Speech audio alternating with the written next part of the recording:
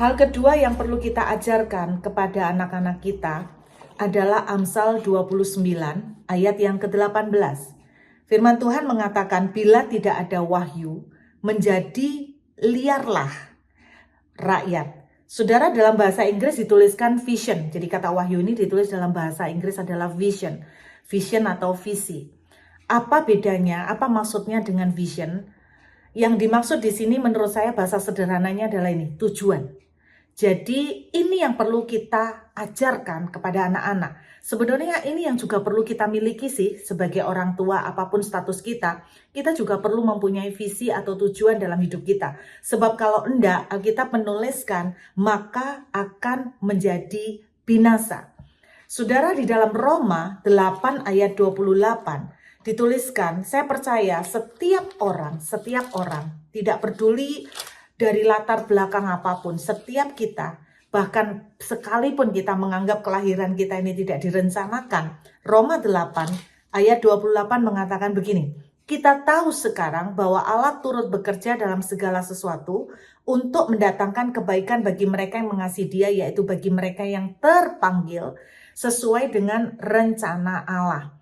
Jadi saya percaya begini, setiap orang itu ada ditanamkan rencana Tuhan dalam hidupnya. Setiap orang itu ada sebuah tujuan yang telah ditanamkan Tuhan. Ketika Tuhan menenun saudara dan saya di dalam kandungan ibu kita, ada sebuah tujuan, ada sebuah visi yang Tuhan letakkan di dalam hidup kita. Sebagai orang tua, bagi saudara yang sudah memiliki anak-anak, sebagai orang tua penting sekali untuk kita itu tolong mereka. Untuk kita bisa menemukan rencana Allah ini. Kita perlu banget untuk bantu mereka untuk menemukan tujuan hidup mereka. Visi yang mau mereka raih dalam hidup mereka. Saudara, kita sendiri kalau kita mau introspeksi, kita sendiri banyak yang bertumbuh tanpa punya visi loh. Kita cuma menjalani hidup, hari ini harus kerja, ya udah kerja, cari duit untuk makan. Jadi hidup kita tuh hanya untuk seperti sebuah survival, tapi tidak ada tujuan hidup yang kita mau raih. Penting sekali kenapa kita harus tolong anak-anak kita untuk memiliki tujuan. Karena sebetulnya kalau kita mau introspeksi, kalau kita tidak punya tujuan, menurut Amsal 29, kita itu binasa, kita itu mati. Kenapa bisa seperti itu? Saudara, ada seorang penulis Kristen dari Amerika namanya Harold Lindsey. Ini yang dia katakan, saudara, man can live without food. Orang bisa hidup tanpa makanan for about 40 days. Jadi saudara bisa hidup tanpa makanan itu 40 hari. Benar-benar tidak makan sama sekali. 3 days without water. Jadi kalau tanpa air itu cuma bisa bertahan maksimal 3 hari. 8 minutes without air. 8 menit tanpa udara. Jadi kita paling bisa menahan nafas 8 menit paling lama mungkin ya rekornya tanpa udara. 1 second without hope. 1 detik tanpa harapan. Wow, ketika saya tahu tulisan ini saya kaget. Jadi menurut Harold Lindsey, orang itu kalau tidak punya harapan, itu sebetulnya tidak bisa hidup. Loh, ini kan harapan, Bu, bukan soal visi atau tujuan. Saudara, orang yang kehilangan harapan, itu pandangannya apa? Dia akan mikir begini, buat apa aku hidup? Karena aku sudah tidak tahu lagi apa yang harus aku lakukan. Aku tidak tahu tujuanku apa. Aku mau bikin apa? Semua sudah habis, semua sudah hancur. Aku tidak punya lagi apapun tujuan yang akan mau aku raih. Anda perhatikan, ketika kita tidak punya tujuan dalam hidup kita akan kehilangan yang namanya hope atau harapan. Dan ketika kita kehilangan harapan, saudara perhatikan orang-orang, mungkin Anda pernah ingat pada waktu zaman COVID, banyak orang-orang sakit yang masuk di rumah sakit, lalu mereka seperti bertarung dengan nyawa. Atau Anda pernah ketemu orang-orang yang struggle dan berjuang karena melawan kanker.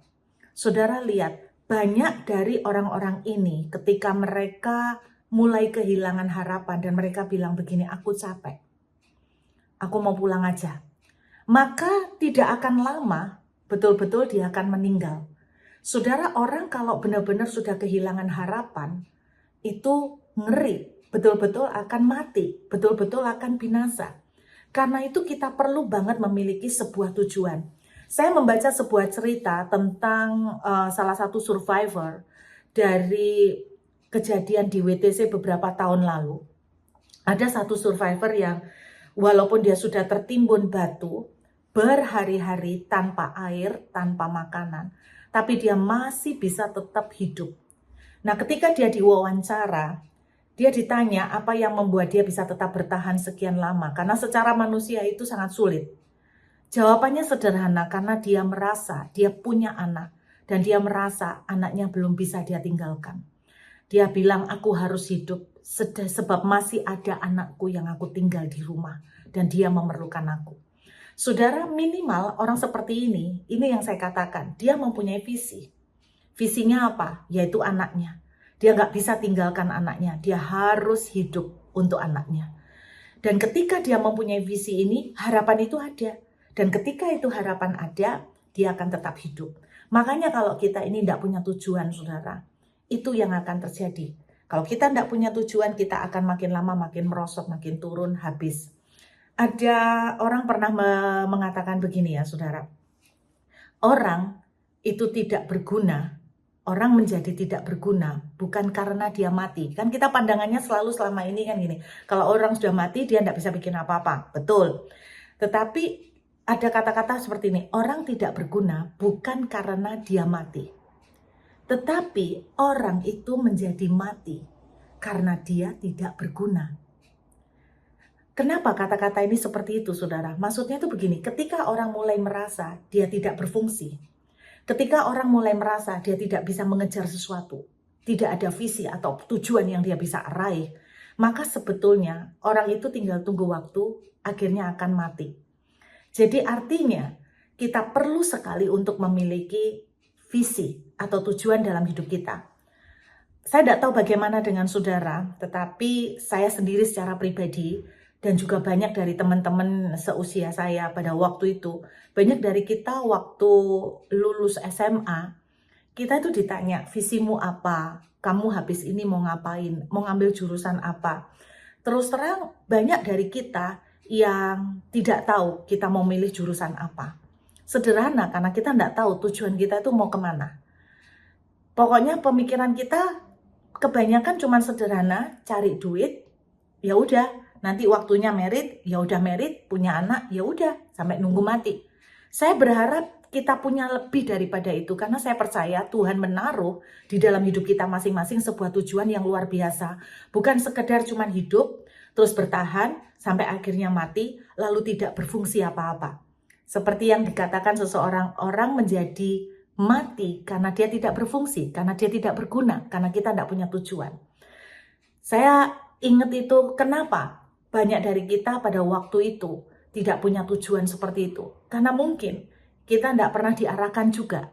Karena itu kita jangan mengulang kesalahan yang sama. Saya berharap bahwa ketika kita memiliki anak-anak, kita bisa tolong dan bantu mereka supaya mereka bisa menemukan tujuan atau visinya dalam hidup mereka. Supaya mereka bisa menemukan panggilannya dalam hidup mereka, saudara.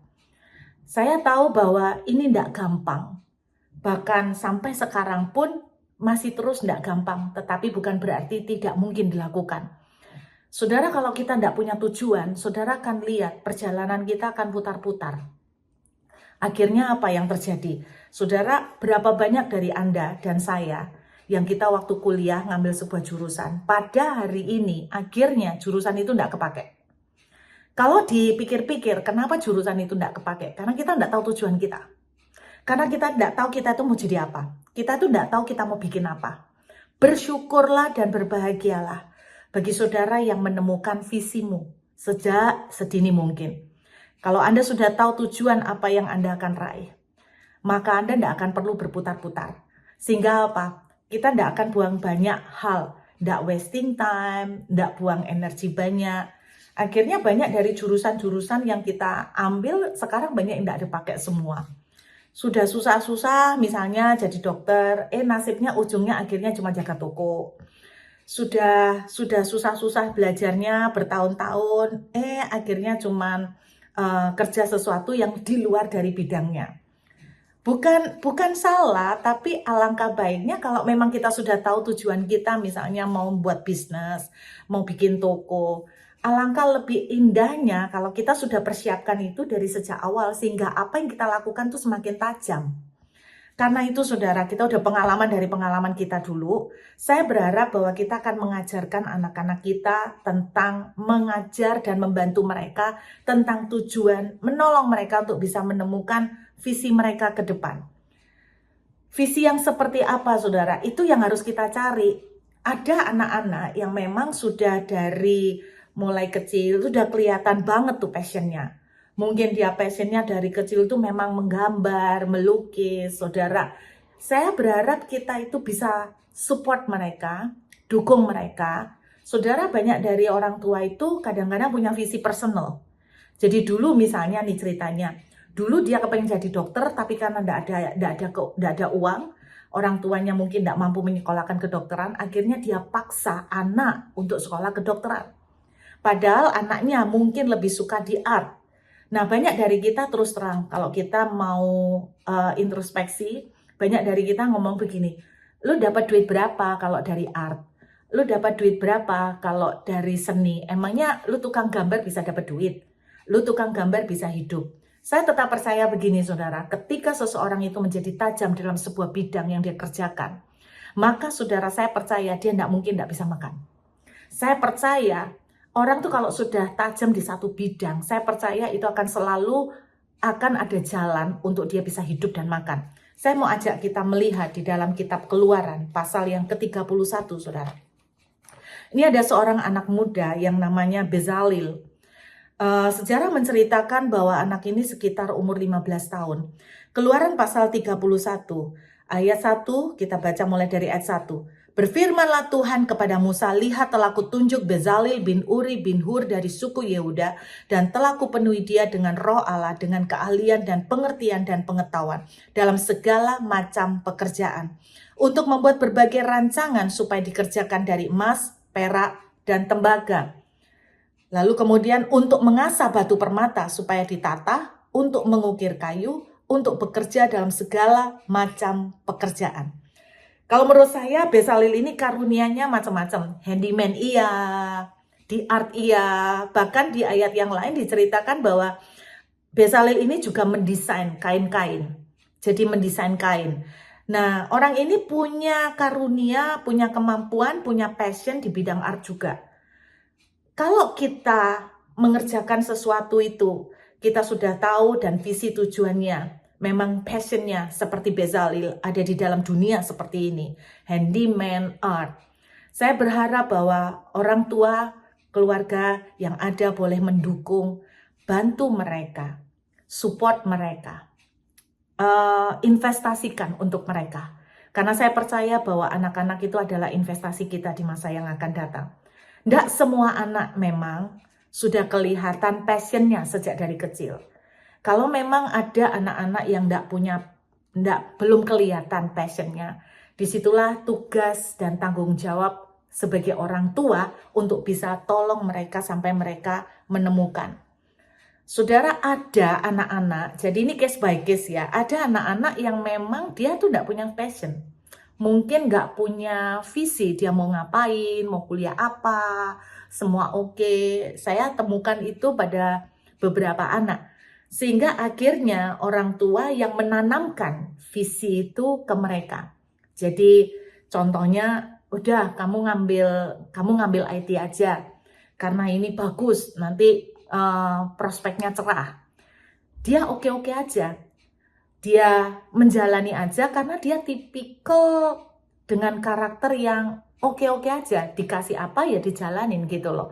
Nah, kalau memang kasusnya seperti ini nggak masalah saudara. Tetapi ada orang-orang yang anaknya bukan karakter yang seperti itu. Anaknya beda personalitinya. Sehingga saya ingat benar ada salah satu teman saya.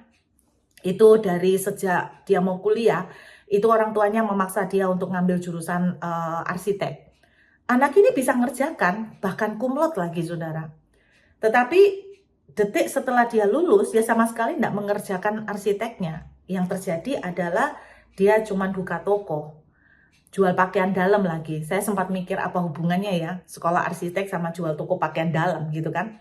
Jadi kita tidak bisa langsung semua itu dipukul rata. Ketika anak-anak kita sudah mulai kelihatan, itu sebabnya tugas kita. Sedari anak itu kecil, kita harus observe. Kita harus terus lihat, anakku ini punya kemampuan di bidang apa. Anakku ini senengnya apa. Kadang-kadang saudara, saya masih ingat, saya dengan suami banyak berusaha untuk investasi, support anak-anak dengan les ini, les itu. Bukan karena sok banyak duit, tidak saudara, tapi ini salah satu upaya kami juga untuk menemukan anakku ini suka apa sih gitu loh kan. Anakku ini senangnya bidang apa. Nah, berjalan dengan waktu itu masih sampai hari ini. Itu pun tetap masih sebuah journey, masih merupakan sebuah perjalanan untuk bisa menolong mereka. Karena itu penting sekali orang tua untuk terus mendampingi anak. Untuk terus mendampingi anak menemukan apa yang menjadi kelebihannya mereka tuh di mana sih? Oh, anakku ini ternyata pinter banget leadership mimpin orang. Oh, anakku ini ternyata punya kemampuan di dalam mengorganisir sebuah event. Nah, ini orang tua yang harus sering observe. Yang mengerikan adalah ketika kita cuma ninggalkan anak, bahkan ada yang sejak kecil sudah dikirimkan ke luar negeri. Ini terjadi, saudara, ada jemaat yang menghubungin saya, anaknya dikirimkan ke luar negeri sejak dari kecil karena papa dan mama sibuk cari duit, gitu kan. Kemudian apa yang terjadi setelah dari SD itu sampai akhirnya menginjak ke kuliah. Dan ketika kuliah anaknya ini berubah, anaknya cewek terus berubah pakai suntikan hormon untuk menumbuhkan brewok. Saudara mengerti maksud saya. Lalu kemudian dia menghubungi saya dan dia minta tolong saya untuk bantu. Artinya ke luar negeri itu dia akan bayar. Dia akan bayar, saya butuh dana berapa, dia akan bayar supaya saya bisa menobatkan anaknya, supaya saya bisa membawa anaknya kembali kepada Tuhan. Saudara, gimana? Saya bilang begini, kalau mamanya aja nggak mau investasi dan sacrifice waktu maupun tenaga, kok kita mengharapkan orang lain yang bukan orang tuanya? Saya tanya, kenapa nggak ibu yang meninggalkan kerjaan biar bapak yang mengerjakan? Oh, nggak bisa bu, saya harus kerja. Ini nggak bisa ditinggalkan. Ya berarti saya ngomong, berarti buat saya sederhana, berarti ibu lebih prioritas pekerjaan daripada anak. Ya simpelnya gini, jadilah sesuai dengan yang kamu pilih gitu kan, jadilah sesuai dengan prioritas kamu. Karena itu saudara, ketika Tuhan mempercayakan kepada saudara dan saya keturunan, Anda dan saya diperhadapkan dengan sebuah responsibility, tanggung jawab. Bukan hanya untuk mengajari mereka takut akan Tuhan, tapi juga untuk mengarahkan mereka menemukan tujuan Tuhan atas hidup mereka, menemukan panggilan Tuhan atas hidup mereka. Saya percaya ketika ini kita persiapkan, ketika ini ajarkan, kita harus willing, harus rela untuk sediakan waktu, tenaga. Saudara, saya sampai ngebelain bolak-balik terus Australia, Indonesia, bahkan saya cukup banyak spend time dengan mereka. Karena saya merasakan kita punya tanggung jawab untuk menaruh visi-visi dan rencana Tuhan dalam hidup anak-anak kita. Saudara, pernah ada seseorang minta konseling sama saya, Bu tolong saya butuh konseling, Ibu bisa enggak tolong kalau bisa sekarang ke rumah saya, alamat saya di sini. Saudara, saya bilang loh saya enggak bisa Bu, saya ini harus ngurus anak-anak, harus nganterkan anak-anak. Dia jawabnya gini, saya cukup kaget dengan jawabannya, Bu serahkan anak-anak ibu ke Tuhan, nanti Tuhan yang jagain mereka.